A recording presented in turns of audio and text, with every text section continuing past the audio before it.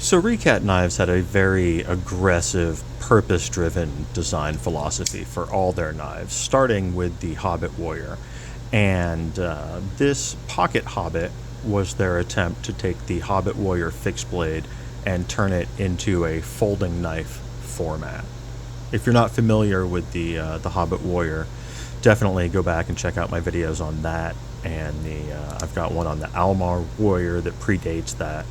I still need to pick up one of the Spyderco warriors that come with a full little booklet called the Warrior Path that outlines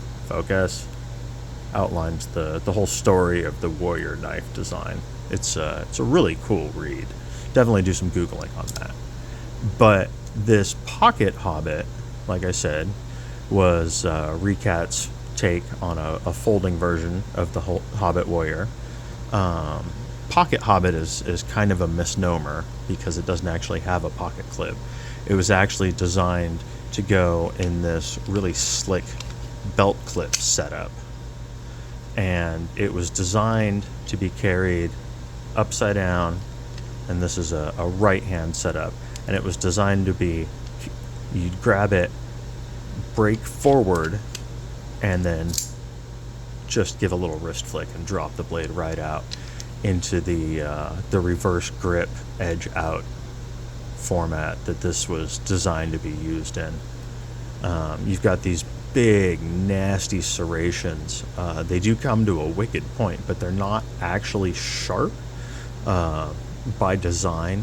Those were designed to be used in trapping moves.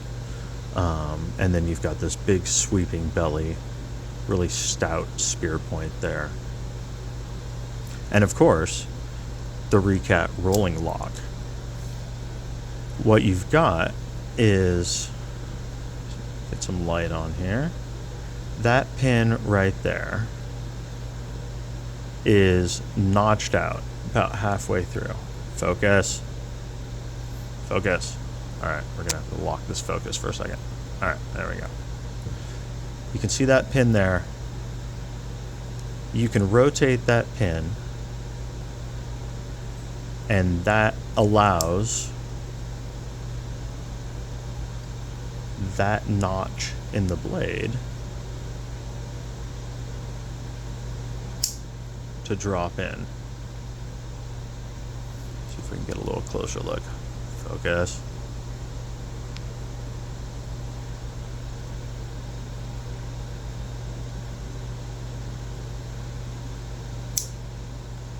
It's very subtle, but it's a huge lock engagement area, and it is backed up by the full width of the pin in each liner. So it's a very robust lock mechanism.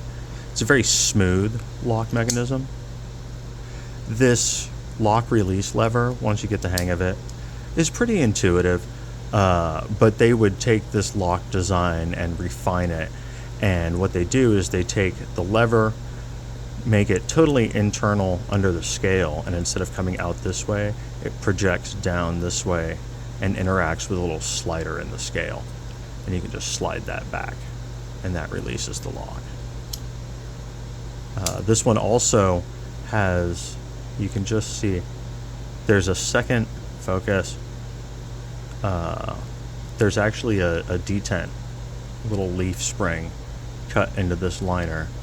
On the later version, they use the rolling lock as the detent, but on this early one, they don't. You can see lock bar doesn't move at all when you come off the detent. This one has a very light detent, but that makes it drop open really, really nice. Maybe I'll do a side-by-side this weekend and show the two different styles of the lock mechanism. I don't think I've ever actually done that, and give a little more depth to the R.E.K.A.T rolling lock. But yeah, if you're into really nasty early tactical folders, you definitely got to hunt down a pocket Hobbit. These came out in the late 90s, if I remember right. They don't come up very often. They tend to be in the $450 range, especially if you were able to find one with like the original paperwork.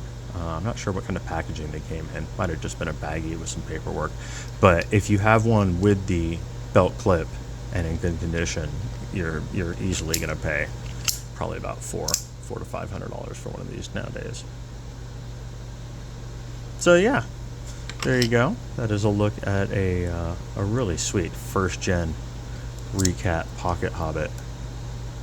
Like I said, just the nastiest tactical folder that's ever been made, at least in my opinion.